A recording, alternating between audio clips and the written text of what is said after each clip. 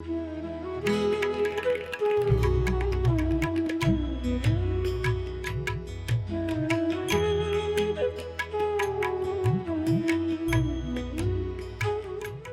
see, despite what appears to be a scattered enterprise, means so many different things kind of combined together, mishmash of different ideas, different gurus, different swamis, despite all this mishmash, and despite the appearance it gives that everything is in a mess, really what this religion is reflecting is this plurality.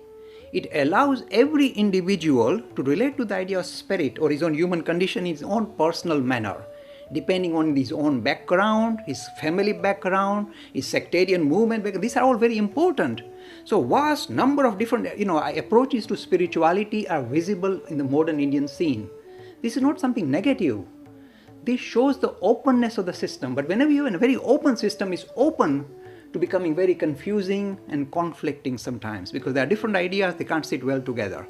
So this is the price we pay for spiritual democracy. It appears in a mess. But look, I am very optimistic. The present, if you like, the stirring up that I see in modern India gives me tremendous hope that all this variety of different movements which seem to be completely at loggerheads with each other, like scattered, in the wind, will somehow come together and produce a marvelous mosaic, a marvelous tapestry of many different pathways for exploring spirituality the world has never seen before. I am, like Swami Vivekananda, I am very optimistic about the future of India. Because at the moment it seems to be in a very degraded state, in a mess, thoroughly corrupt in every sense. And yet underpinning this, the human beings, the people at the grassroots level, are sincerely, seriously spiritual by nature. And this is beginning to stir up. That's why we have this change of government. It is, if you like, the spiritual underpinning now saying enough is enough. We need to now refocus on a deeper vision regarding what we are all about. So already I can see a movement happening naturally. It's not just one individual or one particular political party. The nation is stirring up. So all this nonsense that has been parading as secularism the last 50, 60 years is going to be spat out. It'll be, it's a nuisance. It doesn't fit with our temperament of the Indian nation. We need to refocus on the spiritual ideals that we focused on for thousands of years that kept us as a single civilization. No other civilization has lasted this long.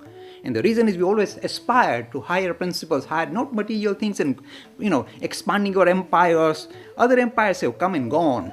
And we have survived because we never focus on this material gain. We focus on the higher principles. And this nation is beginning to become awakened to this idea. So all these different scattered enterprises that don't seem to fit well, I'm telling you, I really am very optimistic. Within 10 years, will suddenly seem to kind of fit in like a jigsaw puzzle. Different individuals have different, if you like, aspirations, different ways to relate to spirituality. Suppose you belong to a sectarian movement. This has already given you a direction to follow in order to make spiritual progress. Nothing wrong. Suppose you like to think of God not in as a sectarian, like a God in the heaven, but a God in humanity. This too is a powerful way of relating to spirituality. Suppose I don't even want to believe in all that. I just want to see what's the nature of reality. What is this in front of me? Again, here, this is like a science-oriented worldview. These two can be reconciled by the breadth of vision of what our religion is all about. And this we are going to rediscover, not in end of this century, I'm saying with an end of this decade. Within a few years, these things will become mainstream, and I'm very optimistic about the future of India. Free e-learning course in Hinduism. To register, please visit www.hindu-academy.com.